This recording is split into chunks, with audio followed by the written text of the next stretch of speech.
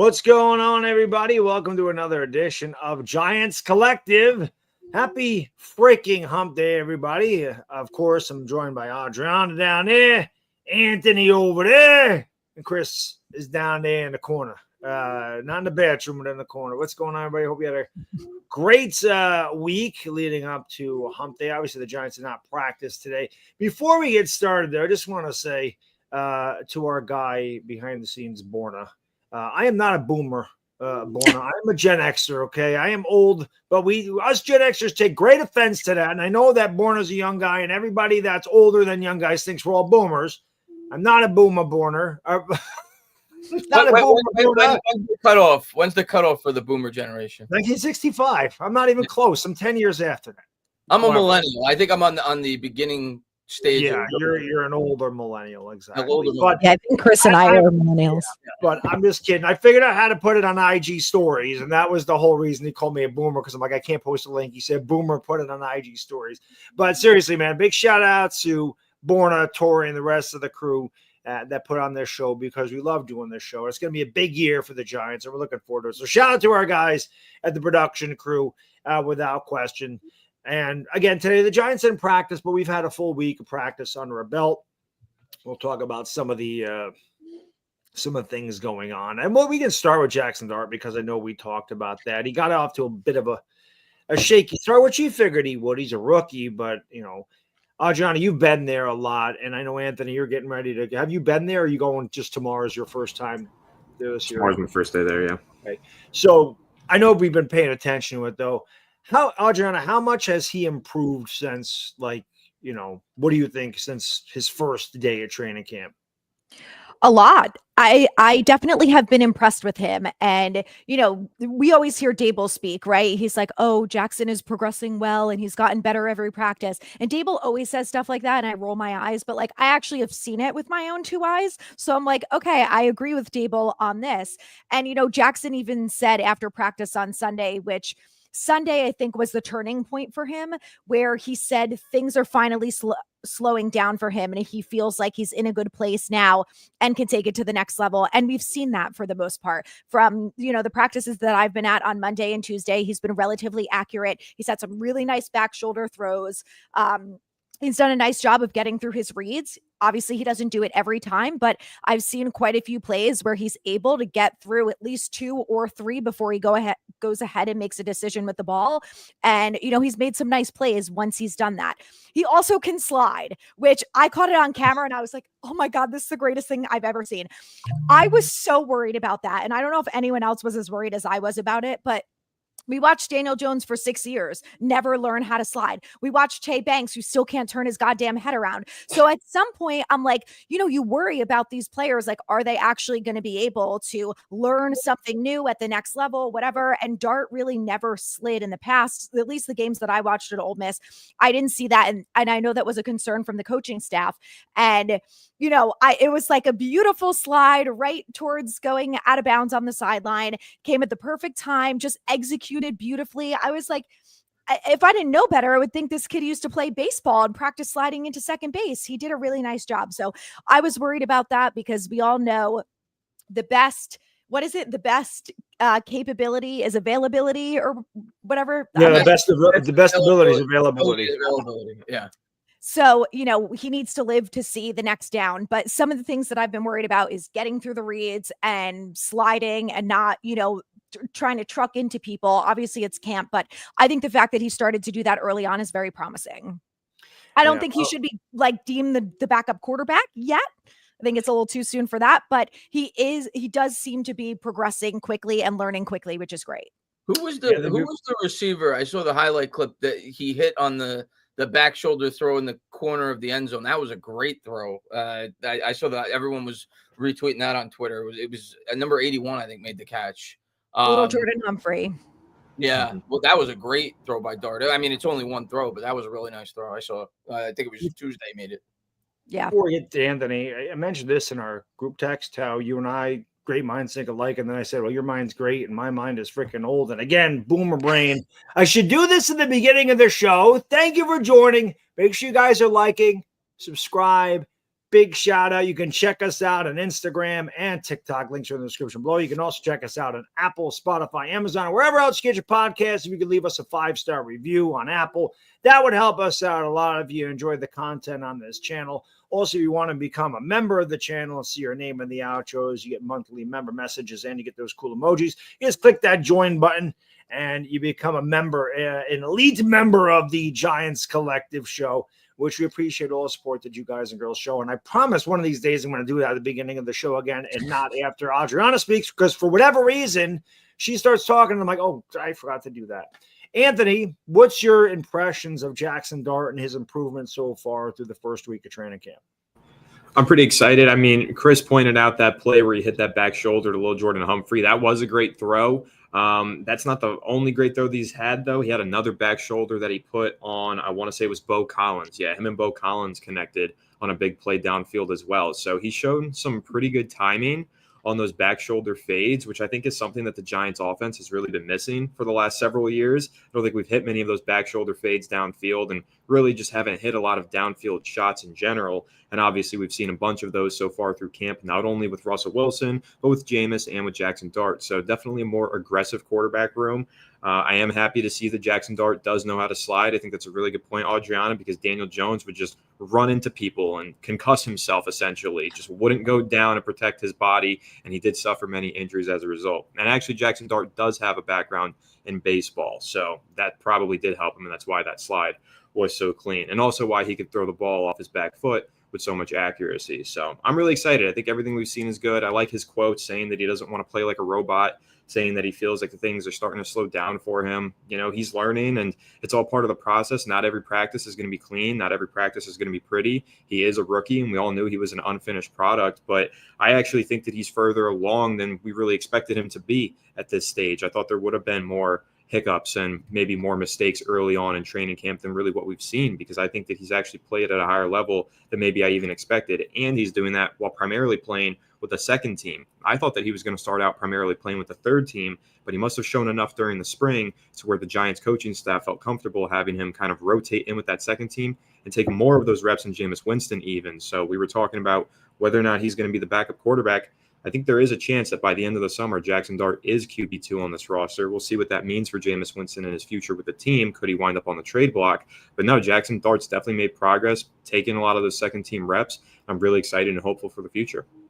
You know, speaking of the slide, remember when he had the interview with John Gruden? John Gruden told him, what the hell are you doing there? Get out of bounds. You know, get out of bounds. Just slide down because you're going to get hurt. And that's pretty much what he told him. He's like, don't try to be a hero. He called him evil fucking Knievel. And I get that. I like that. Kind of reckless abandon. But at the same time, you got to be smart. So seeing him do that, and I forgot who posted that or like who I retweeted that from, that slide. And I said, we need to see a lot more of that in practice. It might have been Bobby Skinner. I forgot. It might have been Bobby that posted that. But I retweeted and said, we need to see a lot of that. You want to see these guys slide. It's such a underestimated, like undervalued aspect of a quarterback. They got to get down. They don't want to take these hits because trust me, man, when one of them linebackers has a chance to knock your teeth down your throat, they're going to want to do it. So you're protected. Get down quick. Don't let them hit you. Chris, what do you think about Jackson Dart's progression through the first week of training camp?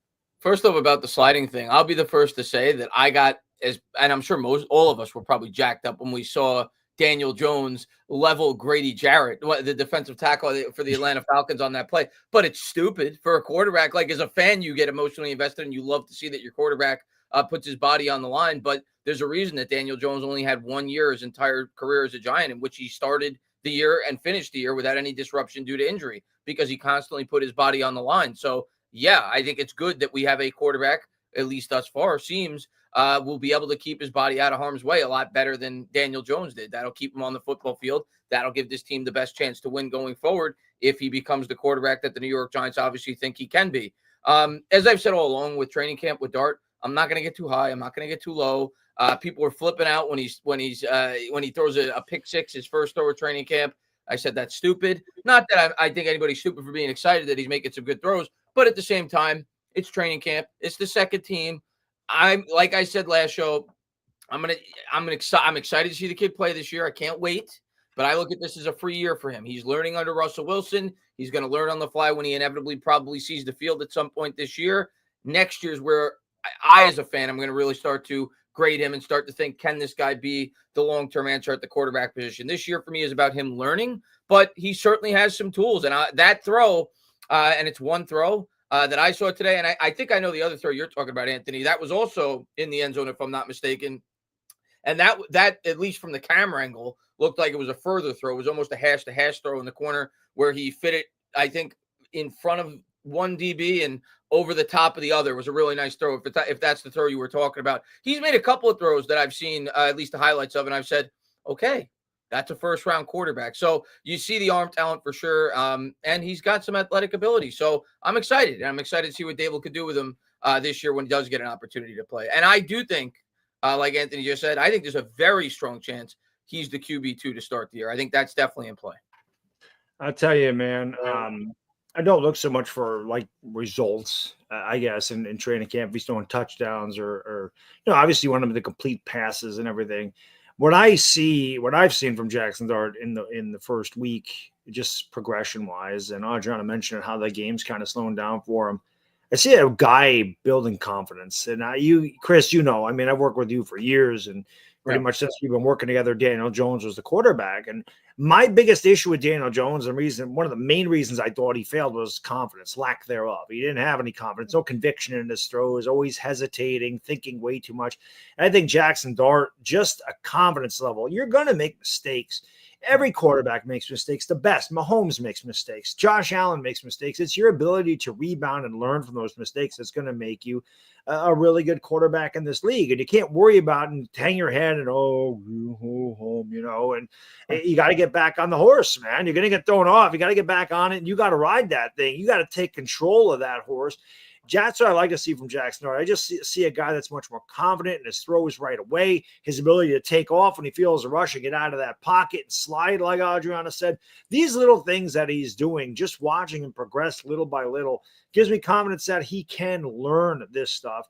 And again, he's got talent. There's no question about it. So if you can hone his skills and he can learn these intricacies of playing quarterback in the NFL, he definitely has a possibility to succeed. We're not going to have to worry about it this year either. And that's the big thing. He can learn with no pressure. He's not going to be thrown in there week 3. Because if Russell Wilson, God forbid, please don't get hurt, but I think Jameis Winston will be the quarterback. I don't think they would do that to Jack. I agree with that. Yeah. But later in the year, he may be. But by that time, if he's in the game late in the year, we're out of it. So again, no pressure for him. I think next year the pressure begins, and the Giants obviously have another year to build around him. So I like seeing him get better in training camp. I'd rather him go that way. Of course, we don't want him to do bad. But I didn't even know about the robot quote that you brought up, and that's funny because I don't think I'm alone in this. I think a lot of Giants fans felt this way about Daniel Jones.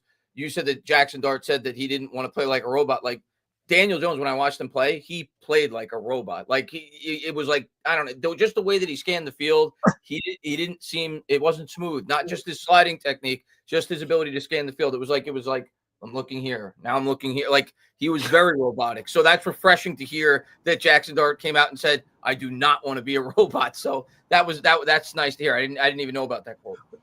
It's also refreshing here because he's not speaking like a robot. Daniel Jones played like a robot. He spoke like a robot. He acted like a robot. But Jackson Dart is carefree, at least seemingly. I think he cares, but he's just confident. He's loose, and he's candid when speaking to the media, which is like a major breath of fresh air for me. I've said this a lot. I've ranted about this probably too many times. But, I saw Russell Wilson had like a 709-word response when the media asked him, "Are you confident?" That's it. That was a simple question. I mean, you can think about how that question would have been answered over the last 6 years. Wouldn't have been a 709-word response, but I get excited about that because I think that's great to have a quarterback with confidence and with personality on the podium because I think it does a lot for the locker room. And I think we've seen that already with Malik Nabers being really comfortable in his media sessions and talking about how these new quarterbacks that are in this building have completely changed the culture. I think there is a new culture, and I think it's really just because of the change at the quarterback position. So no robots in this quarterback room, a lot of personality, and I really love it. Yeah, I was just going to piggyback off that, Anthony, and say, you can tell the team seems like they're having more fun. Maybe it's just me. Maybe I'm seeing that, but it seems like they are loose. It seems like even Coach Dable is loose. And I don't want to make this into a Daniel Jones bash session because Lord knows I did that for the last 6 years. Okay, I get it. But seriously, the personality of a quarterback, I think, is very important because they're the leader of the team pretty much. You obviously have your defensive captains, but everybody knows that the team, the most important position is the quarterback. So with Daniel Jones being so, like you said, robotic and kind of vanilla and like no personality, just like a bowl of oatmeal. And then you got Russell Wilson and you got Jameis Winston and now you got Jackson Dart. So, you got like a little fajita for breakfast there. Now you got some spice. Throw some hot sauce in that bitch and let's go. How do you got a personality, man? Don't forget about him either. Tommy, of course. Hey, paisano. So, yeah, we got to throw some Italian bread in there with the fajita, a couple cannolis on the side. Why not? But, Anthony, how important do you think it is, if at all, for a team to be kind of carefree and loose? Not like you said, not like they're aloof and they don't care, but you can definitely tell it seems like they're enjoying the game. They're having fun. How important is that for a team to like enjoy one another and have a good time when they're playing football? I might be the young blood on the show, but I know my Giants history too. And I know how the culture changed when Tom Coughlin took the team bowling. I know these stories, and I know that it's important for the team to feel like a team, for it to feel like a brotherhood, for them to be friends, to enjoy going to the facility and practicing on the football field together. It's super important.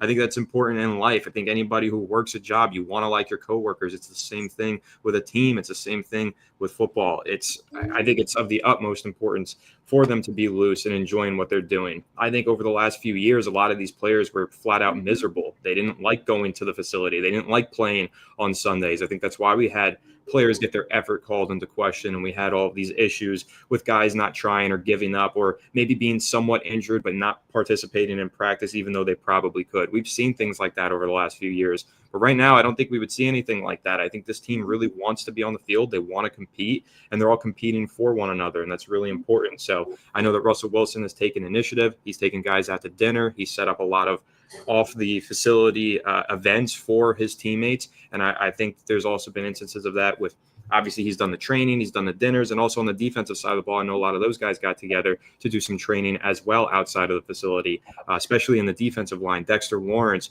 took a lot of the young guys with him to train with Mark Hall, respected defensive line coach. Darius Alexander was there. Jordan Riley was there, and some other guys around the league. So I think all of that stuff is really, really important, and it creates good team chemistry, and it creates a camaraderie that's going to allow them to fight a little bit harder on Sundays and hopefully, God willing, pick up some more wins this season. Chris, how important is it for the guys to be out there having fun and not just kind of going through the motions? I'm not going to put that all on Daniel Jones why they weren't having fun. I think there was a lot more to it than just that. The team was horrible. They had, they went through several coaching changes, but of course he was a part of it. He played the most important position. I've always said in defense of Daniel Jones's personality, people said the same thing about Eli Manning. I remember growing up when he first started with the Giants, people used to pick on him. Oh, he doesn't have the personality for New York, the all shucks mentality. So at the end of the day, if you're winning football games, it's a lot easier to be happy with the quarterback's personality. You find a way to like that guy and view him as a leader. And Daniel Jones just didn't do enough winning. But of course, having a friendly atmosphere and a quarterback that you could relate to helps, but it only helps if you're winning. If the Giants win 3 or 4 games this year and Jackson Dart's playing horrible and Russell Wilson's playing horrible, the locker room's not going to be kumbaya mid to late season. So at the end of the day, it's going to come down to the wins and losses. But it's good to be optimistic going into the year. The one thing I'll say about now, I'm not in the locker room, but yeah, I think we all know Eli Manning joked around a lot. That's what we heard after the fact. In the locker room, right. But you didn't hear those things about Daniel Jones at all. I mean, you remember Baddog. The media used to kill him for the all shucks attitude. I remember. I know, but that was with the media. Like I'm saying, like in the locker room, I feel like that it could have been different. Again, I'm not in there. I mean, we've talked to Patty Trainer, though. She's been in there, and I think she kind of said the same thing. He's just kind of, to no fault of his own. Like it's not a knock on him, but he was just a dull guy. Yeah. And, he didn't have much of a personality. And it's just much different. Adriana, do you think it's important that these guys are having a good time and they're kind of carefree and, loose or does it not matter at all? Well, I'm laughing to myself about you talking about DJ like that because I saw a video on the Colts like TikTok or something, and it was one of the social admins had a megaphone and was saying like good morning to all the players that came in, and I'm like waiting for DJ, like maybe we're gonna see DJ like, hey, good morning, like all excited, and he's like one of the players who's not included in it, and I was just like, that sounds about right. But I think it's so true. You know, the way that Malik Nabers has gushed about Abdul Carter and Brian Burns and some of the other players on this team, I think there's a completely different energy there. And I can't remember who it was, but I was listening to some Giants podcast and someone was saying that the atmosphere around the players and the coaches is very different in the sense that the coaches are not on edge. And he specifically said it that way. And I thought it was really interesting because last year, maybe they had much higher expectations because of DJ. Like, I don't know. But I think you really see that. Like, Dable gets pissed when he has to, when there was a false start in the red zone during an 11-on-11 drill, which is unacceptable. It's how you lose football games. So, you know, you love to see Dable get pissed off about stuff like that. But outside of that, like I saw Brian Burns and Dable like hanging out, you know, on the field while they're running other 11-on-11 drills when like the third and fourth strings are in. So I feel like there definitely is a different type of relationship there. And, you know, I think one of the players have said this at this point, and they're like, you know, I'm not comparing it to going to battle because it's obviously not the same thing, but when you go out there every Sunday, you're fighting for each other on the field and you have to have each other's backs. And the more you get to know each other and you know their personality and their life outside of football and what's important to them and things like that, the more you care about being a good football player on the field to help them out. And I think that has been shown a little bit, like even the way that Jackson Dart and Cam Scatterbo come out together every single practice, you know, they're all doing stuff together, the way that they all went bowling and they did these different types of dinners and things like that. I think it helps. I think, you know, like you guys said, it's like your coworkers, right? The coworkers that you like and have a good relationship with, when they email you, you're like, all right, I'll get this. Yes. Done. You know, you're happy to do that. Facts. And then when it's someone you hate, you're like, oh my God, here we go. And I think it's evident with all the players, like every media interview I've had, all the players who spoke to Kay Williams, they're just like gushing and glowing over each other. Like, I don't know if you guys saw the clip from Malik about Abdul, but I'm like, this is how everyone wants their partner to talk about them. This like facial expressions. It was so pure the way that he talked about like how good he is as a football player and that he calls other players as he's watching the film and tells them they have to look at these specific clips from practice. Like, this is what I want to hear. Like, I think they're all really excited and I think they all care. And I just think they have a different level to like what's going on in the building right now. It absolutely feels different. I agree with that. Yeah. Real quick, we see the super chats. We'll get to those in just a couple minutes. So just want to let you know we're not ignoring. We'll get to them in a couple minutes. And listen, as a guy that used to go to training camp all the time, this is going to lead me kind of into my next thing here. In Albany, I went there for many years. I would always say my vacation in August, I'd take 3 weeks off. I'd go down there almost every day. It's a lot closer to me than New Jersey is, so I could go watch them. And I can tell you the first couple of years that Coughlin was there, I mean, he just killed these guys. I always say the one on the America's Game when he screams, "We lost the game because of a legal procedure. Get your ass down." I was there. So I remember that. And I started laughing. Like, I remember that. But in 2007, he was very different. He just was. And the energy was different. So I'm not saying winning a Super Bowl, but I do think that if you do enjoy your teammates, and Chris, you're right. I mean, winning certainly helps. We said this 2022, maybe winning builds culture. You know, it's all talk about the locker room culture. Well, I don't care how good your culture is. If you're losing games, you might lose some of the players. You might lose some of the coaches. It's tough. It's tough to be on a 3-win team, and you're not going to be happy. But I also think that it can certainly help. Of course. If you really like your coworkers, like Adriana said, what you have, there's definitely emails. I'm like, I don't, you know, been there. But if you truly like your teammates, like if they're having a bad day, you can go over there and pick them up and say, "Hey, man, it's all right. Don't worry about it." Like, you're there for one another. And I think that type of thing, the camaraderie goes a long way in helping these guys with their confidence and building their confidence up. And in turn, that can help them on the football field. Whereas if they just kind of ignore one another and they're not really paying attention, it's not a close-knit unit, and there's not a lot of support within the players, I think that could also be a detriment to the team. So I think it's interesting.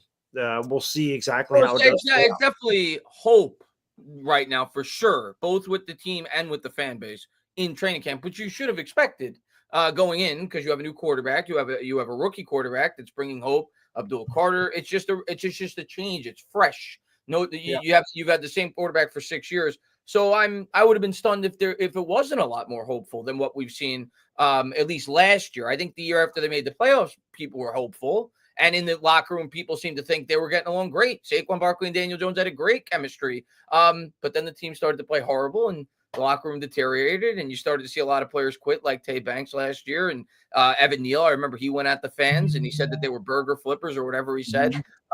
So, yeah, I'm not trying to, make people not be hopeful. I know what you're saying. No, I get it. But at the same time, things will get a lot less hopeful if the team's winning 2 or 3 games. So winning ultimately is what builds culture, like you said. Yeah, but one more thing that, when you were saying this, Bad Dog, I was thinking about this. I don't know if you guys listened, but Jermaine Illuminor was asked about Evan Neal, and he said that Illuminor goes over to Evan Neal and tells him every day that he's here for him and that he has the confidence in him to be a good guard. And he knows what it's like moving from tackle to guard and playing different positions.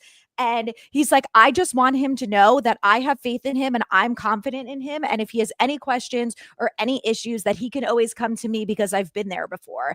And I think that's another thing that just says a lot about, some of the players that they have brought into this building. And, like Chris said, Neal has gotten into some shit with the fans. A lot of the fan base literally hates his guts and doesn't ever want to see him again. But I think the fact that he's got people in the building who reiterate to him that they have confidence in him, you can see even his own press conference, like he looked like he was, it wasn't like pulling teeth for him to go speak to the media. And, he said that he was happy about the change and he's willing to do whatever it takes for the team. So I think a lot of these guys have had a bit of an attitude adjustment too within the last couple months. And we may never know what caused it, but I think between guys like Neal, Tay Banks, even Kayvon, I feel like is working his ass off harder than we've probably ever seen before. I just feel like there's something there, and maybe they all have their own reasons. Maybe for Neal, it's that he realized he's not getting another contract. I don't know, whatever it takes. But I feel like there's a different type of fight in a lot of the players, and I think that's a big part of it. And I also hope that a big part of it is that they look at guys like Dexter Lawrence and Darius Slayton and Andrew Thomas and say, you guys have been on this shit-ass losing team for years.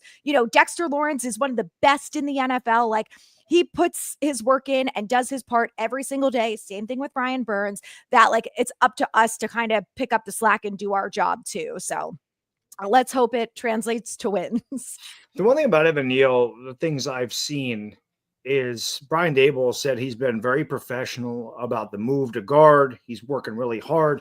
I've seen him have a couple of really good reps, and obviously it's going to take time, but I'm so glad that they took the initiative, the Giants did, to at least move in there, because I've used Eric Flowers as this example a lot, right? He was a terrible left tackle. The Giants didn't try. I screamed to move him to guard for years. They didn't even try. He went to Washington. He wasn't a great guard, but he wasn't bad. And he got a 3-year deal from Miami because he played good enough at guard. Justin Pugh was drafted as a right tackle. He moved to guard. He wasn't the best tackle, but when he went to guard, he became a Pro Bowl guard. So it can be done. I like that Evan Neal's attitude has adjusted. It certainly helps. And I also thought I read somewhere on Twitter that when he went out there, he waved to the fans and they actually gave him an ovation. They actually cheered for him. New York fans are very tough on their players. You don't want to mess with the fans. You don't want to battle the fans. But, people are like, oh, you boo your players. Yeah, we do. So does Philadelphia. The big market teams all do this. Chicago does it. Boston does it. The teams that want to. Cubs fans don't. Chicago Cubs. Well, Cubs fans. I'm not, I'm talking about, maybe they are. Yeah. But Philly's tough, obviously. But nobody wants to boo the players. Everybody wants to cheer. And they're not really booing the players. They're booing the performance because it's been frustrating here. It's been really bad. We'll stay on Evan Neal, and then we'll get to the super chats. Chris, how big of an addition could this be if Evan Neal just becomes like an average guard? Well, that's the storyline. I said it 2 weeks ago when we were talking about what we're most looking forward to into training camp. That's the storyline that I've been most excited about, to see if he can become a starting caliber guard for the New York Giants. I'm still leaning that he will not start the year as a starting guard for the Giants. I think they're going to start the year with the same group they had last year for continuity purposes. They'll probably want Evan Neal to continue to grow at that position into the season, but I think he's going to see the field this year. And I think I wouldn't be stunned if he sees it relatively early. And so far, and again, I'm not going to get too high on any of this. It's training camp. We'll really get to evaluate these players when the games actually matter. But the clips I've seen, and I think we all agree that after we saw how bad he was as a tackle, the thing that always stands out to me with him as a tackle, the guy couldn't get off the line of scrimmage. The edge would always run right by him off the edge because he had such a bad break off the ball. You always thought he would translate a lot better to the guard after you got a year or two of him as a tackle with the Giants. Giants finally did it.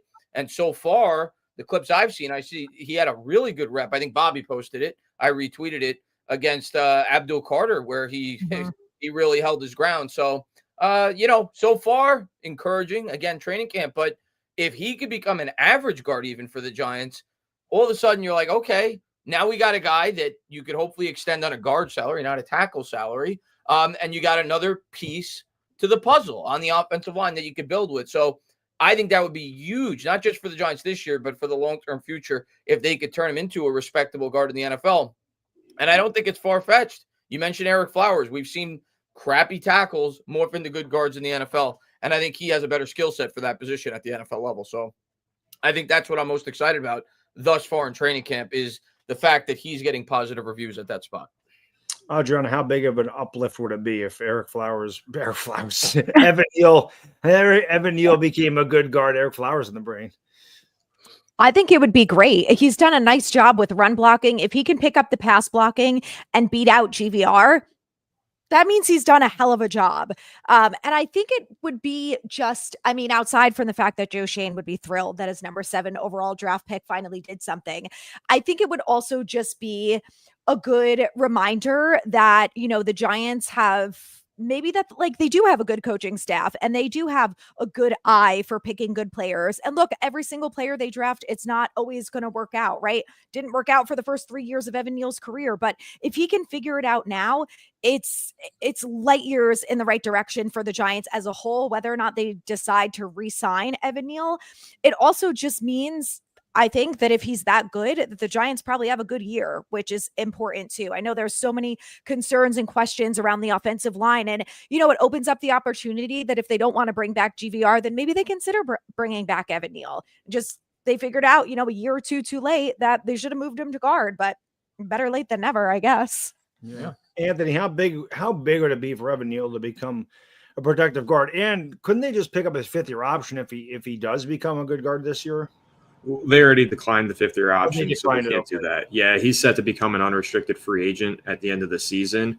But I think that, more than anything, it's good for Evan Neal if he becomes something. Teams were probably already willing to take a chance on him in free agency because he was drafted so high, so they probably would take the flyer on him, like a Mekhi Becton situation. But if he's actually able to demonstrate that he's a good player before he hits free agency, he'll probably get paid in decent amount. So, but it would be great for the Giants too. I don't know how good he possibly could be. I have no idea what his ceiling truly is at this point. I mean, we are talking about him after a few good training camp practices. I'm definitely encouraged. I'm excited about it.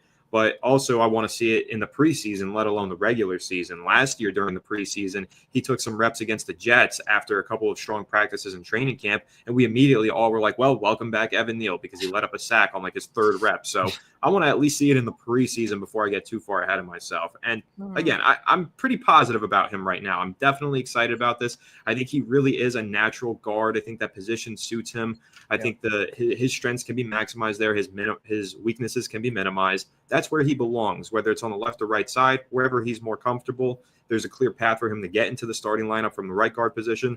But also the Giants have had a lot of injuries on their offensive line over the last several years. There's going to be an opportunity for him to play It will probably be at one of those guard spots. It even could be at tackle if things really shake out poorly for the Giants on the offensive line.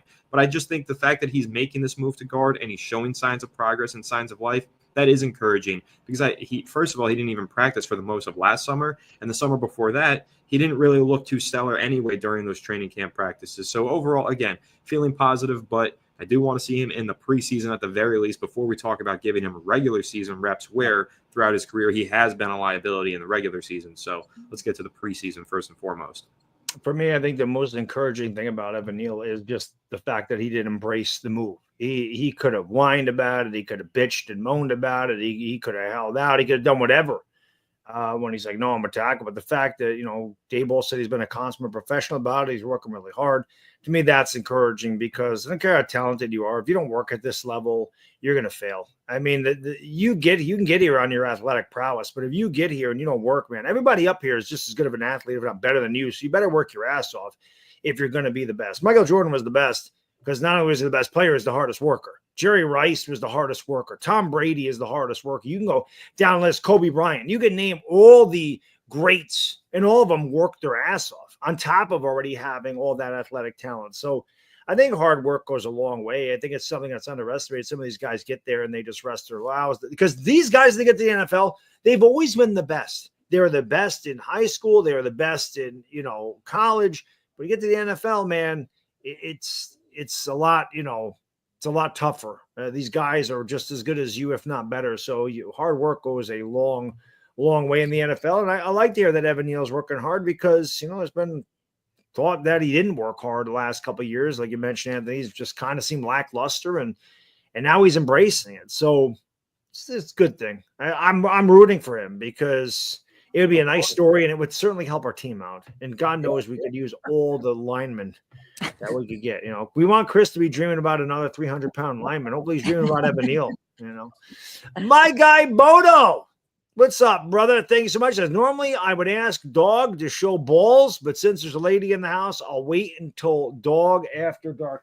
Don't worry, Bodo. Here you go. Show you my balls. I know a little something about bowling, baby. We just picked up this guy right here. This is my Columbia Pulse. I just got this. It doesn't come out until August 14th, but, I have connections. So we go. We throw this, shot a 269 with it, because, well, this is the one damn thing I'm really good at. So there you go, Bodo. That's the newest one in the collection. My Columbia Pulse. I don't want to ever. How many bowling balls do you have? 39, I think. Oh my God! You're gonna have an 39? 39. Yeah, I think I have 39 or 40. I don't know. It's a lot. I got another one I got to pick up Saturday, but then I'm done. I'm done. I'm not getting 40s where you call it quits. Yeah. How often? Twice a week usually. Wow. Yeah. No, I bowled for many, many, many years when I was a kid, and then I got back into it. I laid off for like 17 years. I got back into it in January, and I just, like I do everything else, I jump it with both feet in the deep end.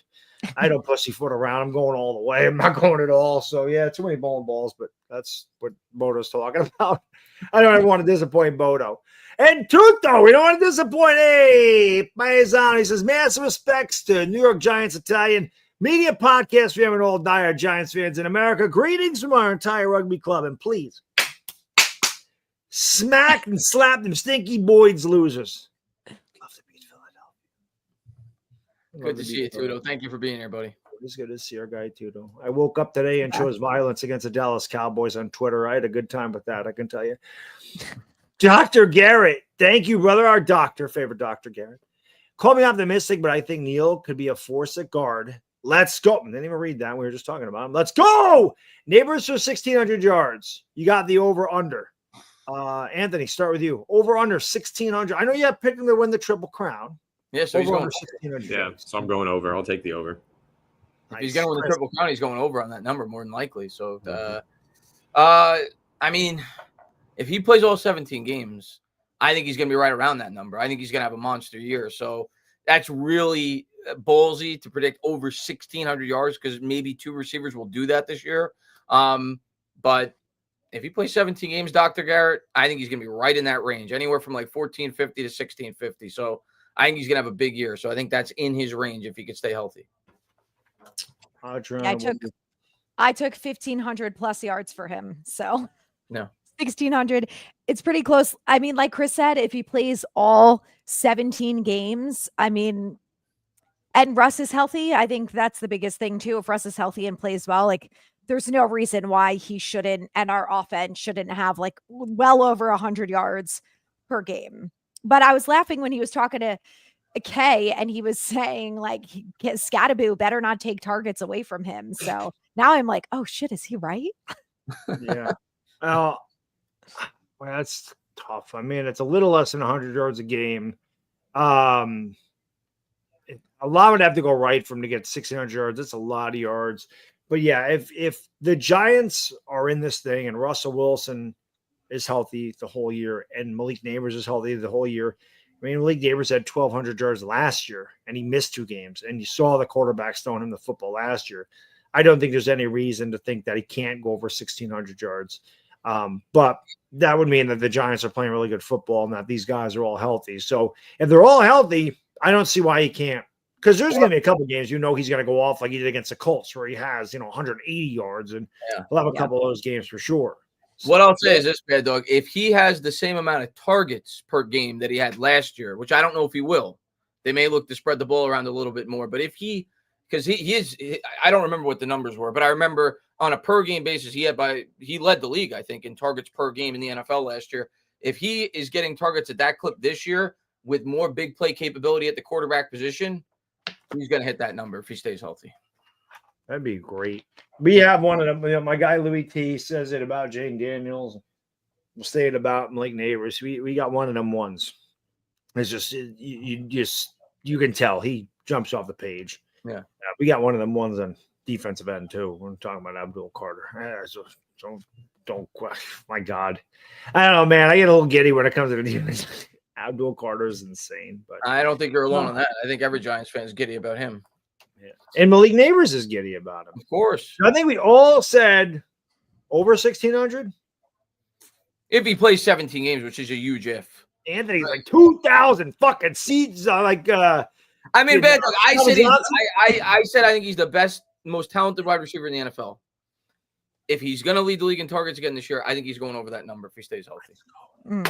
I would love to He see did it. say to Kay that he is hoping to break the reception record, which I think was Marvin Harrison Sr. in 2006. Like 148 catches or something ridiculous like that. He had a lot. Yeah, it was 206 targets. And last year, Malik had 170. So if he's got a quarterback who's actually willing to throw the ball. He missed 2 games for that. Yeah. Well, let's hope so. Bob, thank you, brother. He says, non-football question for Tana. How's Papa G doing? Haven't seen him in the streams. Say hi from Bob Wells and the entire G-Man crew. I will, Bob. Yeah, he's doing okay. I mean, I haven't talked to him in a week or so, but he's doing okay. Last I talked to him, he's probably taking a break like I do during the dead times of the football season. But I'm sure Bad Dog and me will be doing. I didn't talk to him yet about it, but I'm sure we'll be doing the preseason game. So maybe Papa G will be in the stream for that. But yeah, he's doing. Last I talked to him, he's doing fine. Yeah, he's a legend, Papa Guzzo. And of course, yeah, I agree. He's probably just enjoying the summer. There's not a lot of the Giant stuff going on. I'm sure he keeps an eye on stuff. But when the football season comes, inevitably we'll see him in the chat, and he'll be talking to me about how shitty the Yankees are, and I'll be agreeing. What is going on with the Yankees, man? Holy my God. Ryan Cashman, going out there making these big moves, like getting Austin Slater. We're his 5th team in the last 2 years. Big move. Spencer Jones is tearing the cover off the ball in AAA, but we got to go get him. Judge went on the IL, so let's not bring up Spencer Jones. Why would we do that? Go get Austin Slater. He's a career 236 hitter with no power. It's perfect. That's exactly what we need here. I don't want to make it a Yankee show because I totally could. What you look about it? Don't want to talk. I know. I could go on and on about fucking Aaron Boone. Yeah, he is. I want to talk about it. Tutto, grazie, paisana, grazie. By the way, guys and girls, again, if you're enjoying the show, do us a favor, hit the thumbs up because it does help us out a lot. And hey, subscribe. It's free to subscribe. It costs no money. So subscribe. To do that, make sure you go to hit the bell and you click all notifications so you know when we go live. We do this show every Wednesday and Friday at 7 p.m. Eastern Standard Time. Sometimes, depending on schedules, there may be a little bit of a shift, but that is normally more live. So like I said, just make sure you click the bell notification. That way you know when we're going live and you can come in and hang out with the best fan base in the world, which is the New York Giants fan base. Tudo says, Bad, I can play defensive tackle somewhat in rugby union. Run stopper, you may say, I'm very disappointed with our current O-line performances. Looks nothing improved or changed, mate. So he's talking about the Giants' offensive line. I mean, in recent history, too, though, your prediction will probably be right. I hope you're wrong. No, I hope you're wrong. But yeah, I mean, to me, the biggest question mark still is JMS, and the fact that he's not getting positive reviews early on, a little discouraging, right? You were hoping the next year, second year playing next to the two same guards he played to last year, so some continuity, that you would be getting some positive reviews early on in camp. Not only were we not getting positive reviews, we're getting a ton of negative reviews. So that to me so far has been the most disheartening part of camp. The fact that JMS is not getting good reviews so far. So he's a big question mark.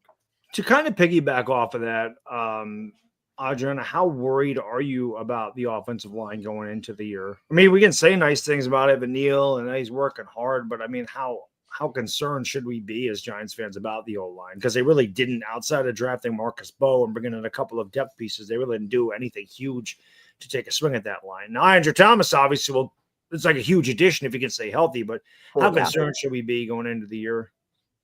I will say that I feel significantly better about James Hudson than I ever thought I would. So in the worst case scenario, that if Andrew Thomas is not healthy and can't play, I feel like, James Hudson is light years better than Joshua Zudu. So we have that going for us. I think, like Chris said, the biggest question mark is JMS. He got blown up by Abdul Carter, which, is to be expected, but Abdul Carter's not going to win every rep. Same thing with Burns and Thibodeau. So, to see him get blown up like that, not great, but we haven't really seen it happen since, right? So I think, the biggest question is we need to see him during preseason. How does he look during that? And can he improve during the season? I think outside of him, the rest of the line, I think is okay. Like, so many people, I think, forget that the offensive line was not that bad last year. Yes, game one was atrocious, but Daniel Jones is notorious for taking sacks that he shouldn't have taken. And that first game was a mess for everyone. So it's not like the offensive line were the only people who decided not to show up that day. It was literally every player on the field. Outside of that, they did a decent job of protecting him the next few games until Thomas went down. So, I think, could it be better? Sure. But I do think that if Thomas is good, I think they will be decent. And I think if Thomas gets injured, James Hudson is a way better update at left tackle than we've had in probably years. Like, ever since they tried to force Azudu, even moving Illuminor, you move him over. Well, yeah, okay, he maybe helps the left side, but then the right side's a disaster. So I think the fact that this starting 5 offensive line outside of Andrew Thomas is getting a lot of reps together is also going to be really helpful. So I hope that it continues during the preseason. I know everyone's like, bubble wrap Andrew Thomas and Malik Nabers and stuff, but I think this team needs to get off to a fast start, which means they have to play in preseason. They don't have to play the whole game. They don't have to play a full half, but they have to play together closer to when the season starts, or I think game 1 is going to be a disaster. And that goes for the O-line and everyone else.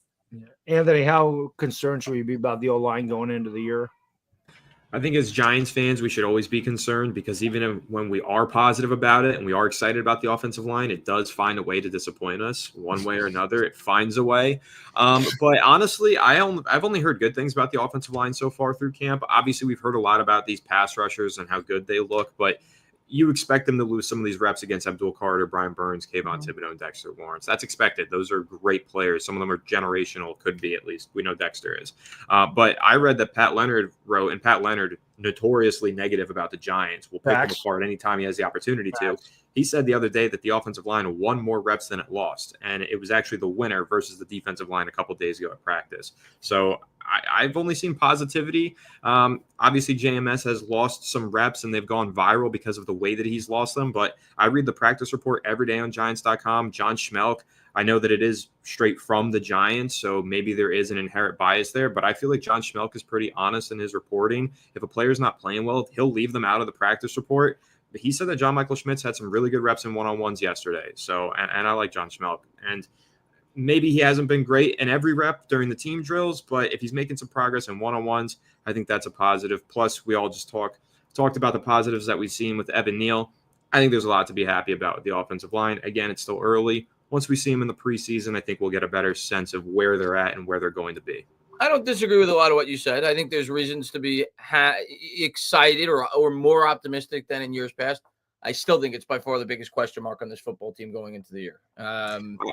Yeah, I agree with you, but that's also because I have a big question mark about Andrew Thomas. Is he going to be healthy? Is he going to stay healthy? He's the biggest question mark, and I think he is the most valuable player for the New York Giants because when he's off the field, that offense historically just crumbles to bits, and I don't want to see that happen again. So hopefully he can be healthy this year. Yeah, I think it does hinge a lot on Andrew Thomas, but I think we could probably all agree, and a lot of Giants fans would, going into the season, I think that unit is probably the biggest question mark, and maybe the secondary is the second biggest question mark. I think we're pretty good with our wide receivers. I think we're pretty confident in our quarterback. I know we're confident with the front seven. I think we should be. I think if you're looking at this team and trying to figure out where they really could use some help, where you're really concerned, it is the offensive line. Because, again, if they can't protect Russ, Russ isn't 25 years old anymore. And, you just want to be able to protect him because, if you can give him some time to throw it, he's going to throw it. And he's going to throw it with conviction. He's going to throw it down the field and he's going to make a play. But if he's on his back pockets constantly, he's not going to be able to do much. So hope the O-line is better. I don't think it can be worse. But I say that every year. I think they'll be good. I won't use the term good. They won't cripple the offense if Andrew Thomas is healthy. That's my mindset going into the year. If Andrew Thomas is healthy, it will be good enough where they'll be able to sustain more drives than in years past. I think it's a slightly below satisfactory offensive line, if I had to say, but it's good enough where I don't think it's franchise crippling if Andrew Thomas is healthy, which goes back to Anthony's point. He has to be on the field. If he's not, lights out. The season's over. He's by far the most important player on the offense.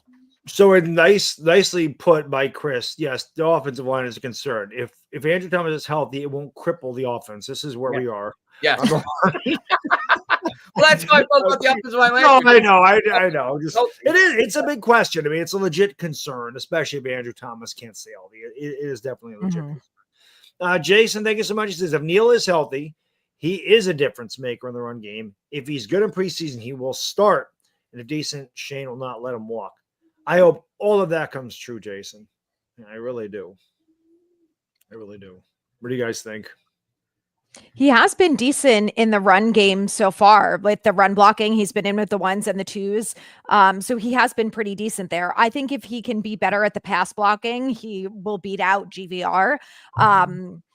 I'd be curious to see him specifically versus GVR at this point in a run blocking standpoint, because, it's hard to tell during practice, especially because they're not tackling. But I think that during preseason is going to be really interesting to watch.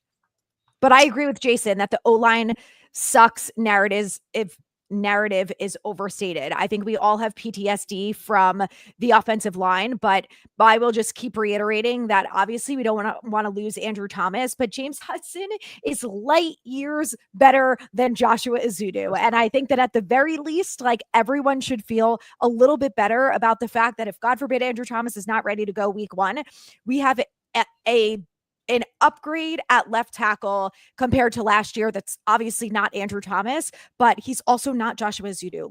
I can't with Joshua Ezeudu. I can't. And I saw him working at right tackle, and he's in with the 3s and the 4s. It doesn't matter. He's not going to make the roster, but I'm just for fuck's sake, give up the tackle position for Joshua Ezeudu. It is not for him. It's unbelievable. If our O-line is just average, I think we're going to be a good football team. Yeah, they don't have to be amazing. Yeah. Tutto again, grazie, paesare, grazie. He says, Baddog Tana, I say what I see, mates, and our jobs review all online. Ball carriers, no line taps and clips, practice, hoping otherwise. But to us, looks like the same old BSO line. I don't think we disagree, Tutto. Like I said, I think it's the biggest concern. There wasn't a ton of changes, no major changes. They added depth and they drafted Bo. But and like Adriana said, the depth is better. The depth better. James Hudson is significantly better. He's a solid swing tackle. That means he's a solid backup, though. And replacing a all-pro or near all-pro level talent like Andrew Thomas with a solid backup is still a monstrous loss if Andrew Thomas goes down. But I definitely agree with their point that he is a massive upgrade to Josh Ezeudu at the tackle spot. It would still be really bad. Our offensive line would be really bad if Andrew Thomas got hurt, but it wouldn't be nearly as bad as it's been in years past because Hudson is at least a pro. Josh Ezeudu is not a pro tackle. So I agree with that. Yeah, he's not going to be completely lost out there, like Ezeudu was, so it's the way it is. Borna made fun of me for being old. Ezeudu's out there. He'd be lost in the middle of nowhere, no Jeep. He have to look at a roadmap. That's what he would be looking at. Borna probably don't know how to read a roadmap. Borna, do you know how to read a roadmap? I can read a roadmap. But he would be totally lost. He did. He was just floating out in the middle of the ocean, man. No paddles, no rudder, no nothing. He was not a tackle. Like Adriana said, he's not a tackle. They forced him there. He's playing completely out of position. He got embarrassed every week. And if that's where our depth was at that point, we're screwed. So the fact that they did bring in some depth pieces on a guy like Hudson that can at least play there at a satisfactory level and head and shoulders above Ezeudu, that's great. Kind of like we talk about the quarterback position. Russ just needs to be average, and that's so much better than what we've had here the last few years. It's monumental between just being near the bottom of the league at something and being in the middle of the league at something. We'll see. It's hope Andrew Thomas is healthy. That would be huge for O-line. Age 50, thank you, brother. He says the O-line looked good or looked better last year before Thomas went out. I agree. Mm-hmm. We just had an idiot at quarterback make them look bad. Can't wait for this season. I know we've discussed it before, but we'll go around the panel really quick before we head out. Chris, how much can Russell Wilson help the O-line? With pre-snap reads, blocking audibles, and all that stuff. Oh, definitely. I mean, I think the quarterback it could only do so much. Like we saw Pat Mahomes in the Super Bowl when their offensive line was atrocious. He got destroyed against the Tampa Bay Bucks. If you have an atrocious O-line, it's going to show. But yes, I mean, look at Nate Solder, for example. Nate Solder was a near Pro Bowl tackle when he played with the New England Patriots. It helped that Tom Brady was his quarterback. One of the best pre-snap quarterbacks in the history of the NFL. Look at the same thing with Aaron Rodgers when he was in his heyday with the Packers. A lot of those guys were 5th, 6th round selections. He made them look like Pro Bowl level talent because he was able to read the line of scrimmage at an extremely high level. If you get a quarterback like a Russell Wilson who can do that, he's going to make your offensive line look better.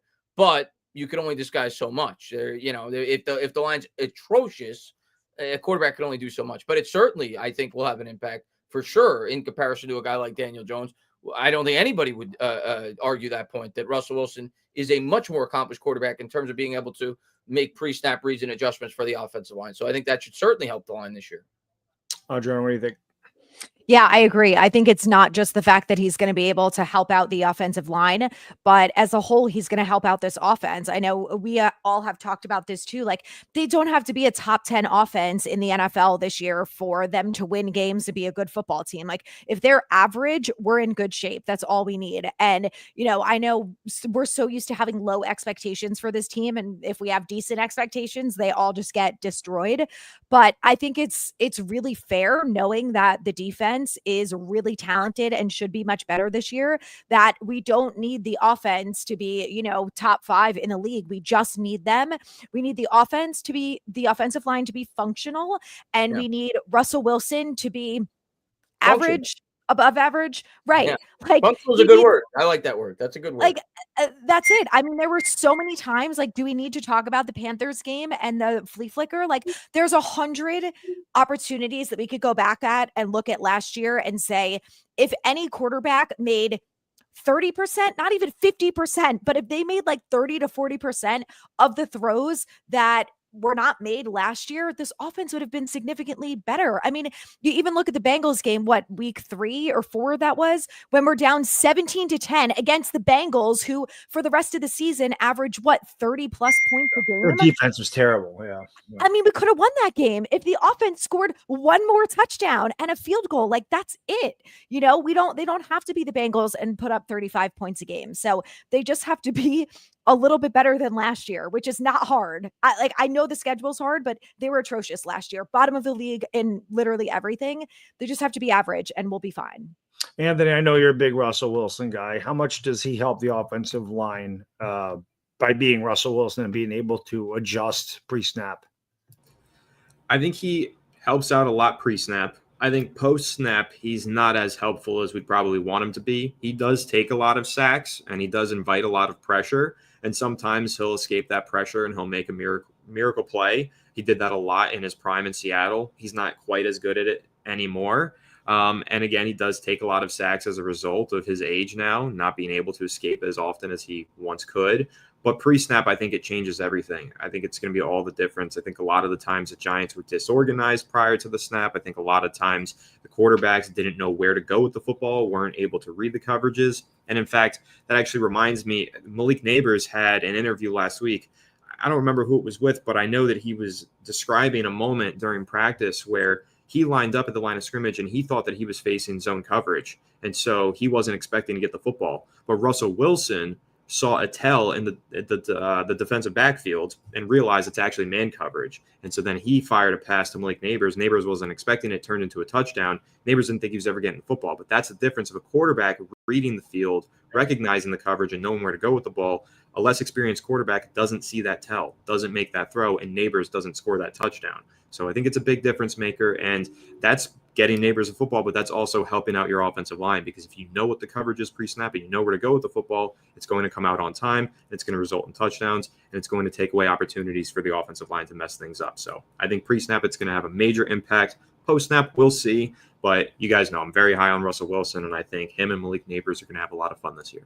I think another thing that we could look at pre-snap is, Anthony, you mentioned how, and we've seen this, they're completely disorganized. They're like not on time. I think another thing Russ can do, because of his ability to read pre-snap and get guys in the right position, it should cut down on pre-snap penalties. We should not see as many false starts, or how many illegal shifts did we have last year? How many illegal shifts? I mean, the Giants had like 4 of those in one game. And I mean, I've never seen that. Illegal man down the field. Right. Like, but so you're doing this stuff that the illegal shift is just the receiver is just starting forward before the ball snapped. That's all it is. So the timing obviously was off on a lot of the stuff. Now, it doesn't help that he had 4 quarterbacks under center. That certainly doesn't help either, because everybody's cadence is different. But I think something like that, where Russ gets the guys in the right spot and he makes sure everybody's good to go before he snaps the ball, should cut down on the pre-snap penalties. And we know, man, that's killed us. 3rd down and 1, you get a false starter, it's 3rd down and 6, and that's a huge difference. Or it's 2nd down and 3, and all of a sudden 2nd down and 8.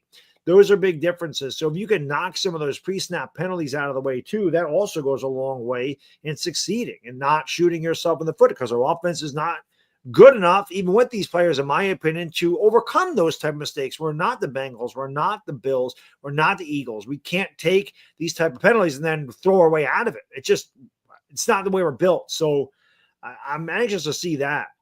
It's also going to help the run game too. I think it's all correlates. Like if he's able to read the defense better pre-snap than Daniel Jones could, he's going to know when to audible in and out of run plays. He's going to at a much higher rate. He's going to keep the offense on schedule, right? You're going to have more third and manageables. So yeah, I agree with Anthony that post snap he's not as mobile as he once was, of course, but pre snap is where we're going to have a significant upgrade at the quarterback position in terms of helping out the offensive line, getting the ball out quick, making the proper audible, being able to read the defense. That is arguably the most important thing a quarterback can do. Everybody drools over the arm strength, and certainly I do too. I love Josh Allen, but pre-snap reads is arguably the most important thing a quarterback can do, knowing what the defense is going to do and being able to combat it. So that's going to be a massive upgrade and something we haven't seen at the quarterback position since we had Eli Manning, for sure. I mean, Russell Wilson's a Hall of Fame quarterback. Yep. All right. So before we get out of here, real quick, as you know, I turned 50 Sunday. So big gift incoming. Big gift. Adrian, a question for you. Which one of these watches am I getting? Someone asked me this on my Instagram today, and I was like, "Ooh, I have a lot of thoughts." Oh, those are the 2 choices. Those are the 3 choices. Oh, Camaraderie radio mirror, Cartier tank. Camaraderie. Can you zoom in on those, Bad Dog? I probably can. Hold on a second. I think the tank is so not you, Bad Dog. I know somebody. Bono said the Tudor is definitely me. But I don't have a Panerai, and that's really the one that I'm eyeing. If it was me, I would pick the one on the left, the blue one. Yeah, that's the Panerai. Yeah. And it's, I mean, you could wear it on Giants game day because it's blue, you know? That's true. Yeah, I like that. I wanted to get your opinion. I know you're a watch person. Anthony, throw one out there. I mean, Panerais are Italian too, if that makes any difference. That's my pick then. All right, perfect. All right. With that said, we're going to get out of here. Thank you guys and girls for joining us for another edition of Giants Collective. One more time, if you haven't done so, do us a favor, hit the thumbs up. It helps.